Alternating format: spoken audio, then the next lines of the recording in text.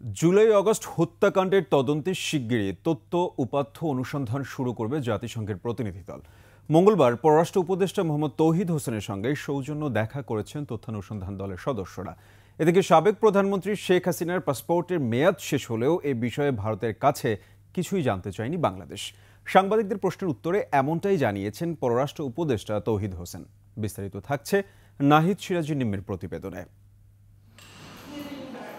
July August হত্যাকাণ্ডের নিরপেক্ষ তদন্ত চায় বাংলাদেশ সরকার।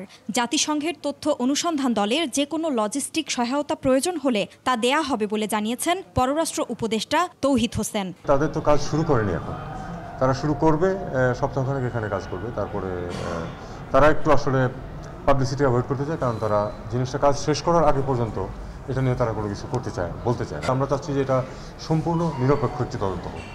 আমরা ইন্টারফেয়ার করবো না। তাদের কোনো হেল্প লাগলে কোনো এখানে যাবে, সেখানে যদি তাদের নিরাপত্তার ব্যবস্থা করতে হয় অথবা তাদের থাকার কোনো ব্যবস্থা নেই, আমরা হেল্প করতে রাজি আছি। ওয়ালটন টেলিভিশন মাত্র 25,490 টাকায় পাচ্ছেন গুগল টিভি।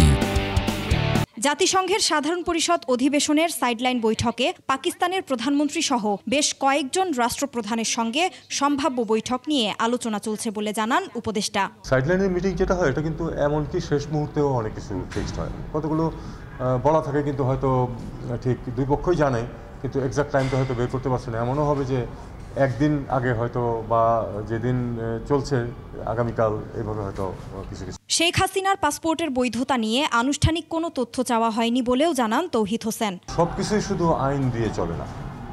অনেকেই তো মার্কিন যুক্তরাষ্ট্রে গিয়ে 2 বছর থেকে আসছে, তাদের কি 45 দিনের মধ্যে কি তাদের কাগজ সব শেষ হয়ে গেছিল? হয়নি।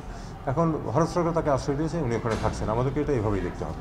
এসব তথ্যের ভিত্তিতে আগামী দিনগুলোতে অন্যান্য দেশের সাথে কূটনৈতিক সম্পর্ক কেমন হবে সেটাই এখন দেখার। Thank you. Nahid Sirajul Nimmi, 21 television, Dhaka.